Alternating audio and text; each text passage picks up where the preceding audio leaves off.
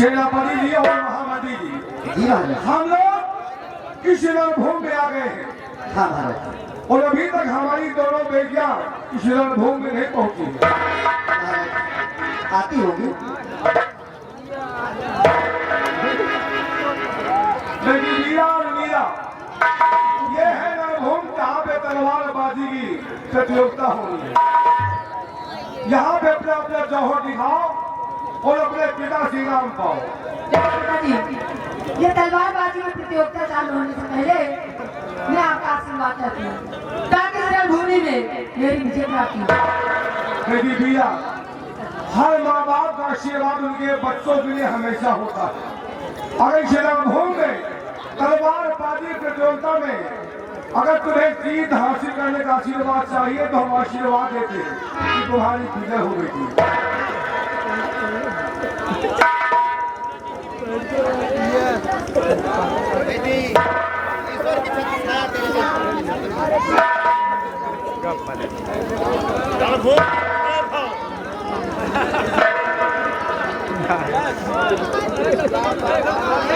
और पिताजी, मैं भी आपका आशीर्वाद चाहती हूँ। मुझे भी आप आशीर्वाद दें कि चुनाव समय मेरी विजय हो।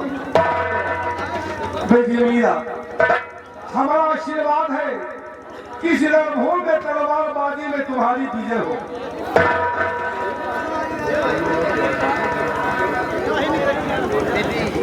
ईश्वर की छत्र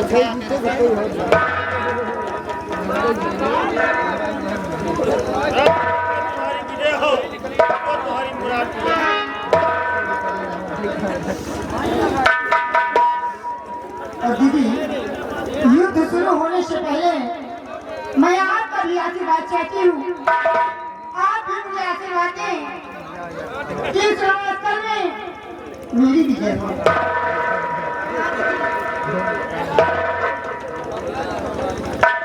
मेरा आशीर्वाद तुम्हारे साथ है। इस रणभूमि में तुम्हारी विजय हो।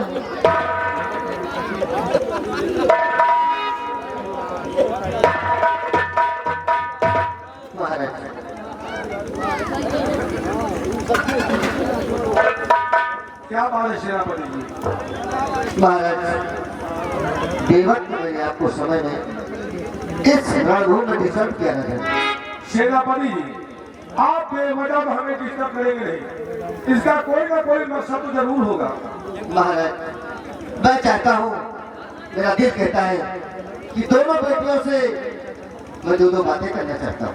सेनापति सतदेव, अगर तुम्हें हमारी बेटियों से बात करना है तो 100 से बातें कर सकते हो। बेटी राजकुमारी मीरा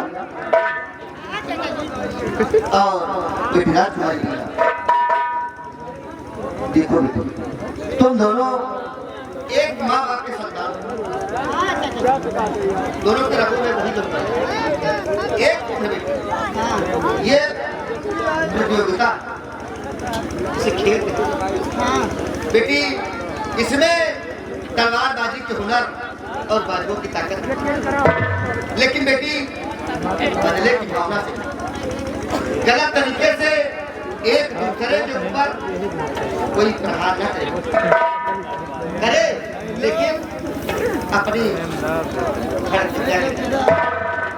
और बेटी देखिए, परीक्षा में लाखों बच्चे बैठते, परीक्षा में लाखों बच्चे बैठते हैं, लेकिन क्वालिफाई तो कोई ये करता है जिसके नसीब में होता है।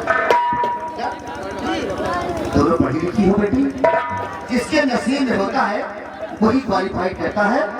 और आज नसीब को छोड़कर तुम दोनों तलवारबाजी की प्रतियोगिता को विजय प्राप्त करो और महाराज को विश्वास दिलाओ कि किस बेटी की भुजाओं में कितनी ताकत, लेकिन बदले की भावना से नहीं, बस केवल प्यार।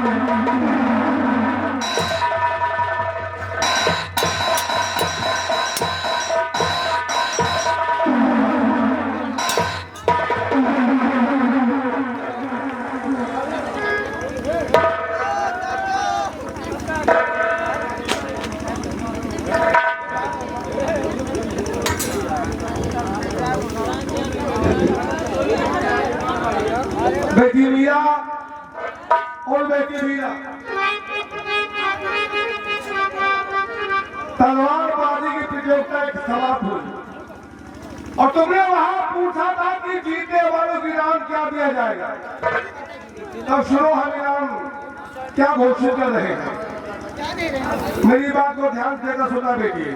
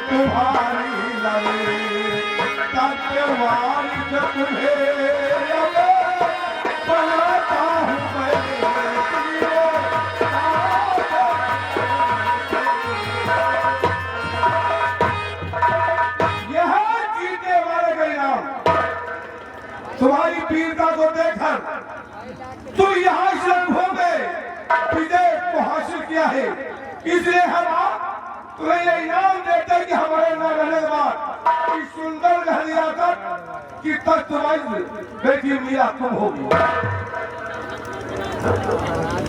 बापू, अगर आपकी इजाजत हो तो मैं भी आपसे कुछ कहना चाहती हूँ।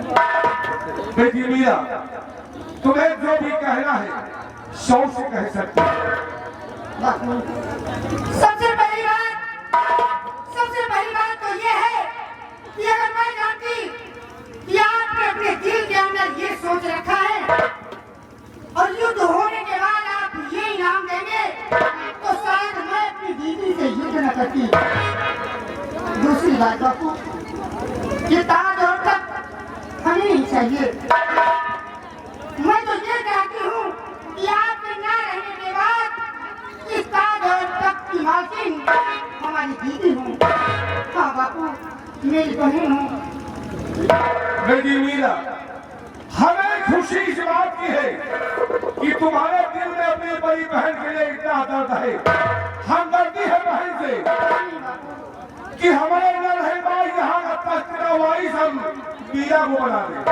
तुम यही चाहती हो, लेकिन हमने जो इनाम घोषित किया था जीतने वाले को उसे इनाम दिया जाएगा, इसलिए वो इनाम हम तुम्हें देते हैं। तख्तवाइज हम तुम्हें बनाते हैं। हमारे न रहने के बाद तुम्हारे दिल में जो आए वो करना है, हम यहाँ देखने नहीं आएंगे। सेनापति सतदेव सिंह, अब आप सीमा सरहद पर जाने की तैयारी कीजिए, क्योंकि ये प्रतियोगिता यही समाप्त होती है और तख्तवाइज यहाँ का हमने घोषित कर दिया होगा और हम बेटी मीरा और बीरा और महामंत्री जयदेव को लेकर राज दरबार जा रहे हैं। जैसा मैं शीघ्र ही बाहर जाऊंगा। तैयारी कीजिए आप जाने की। यश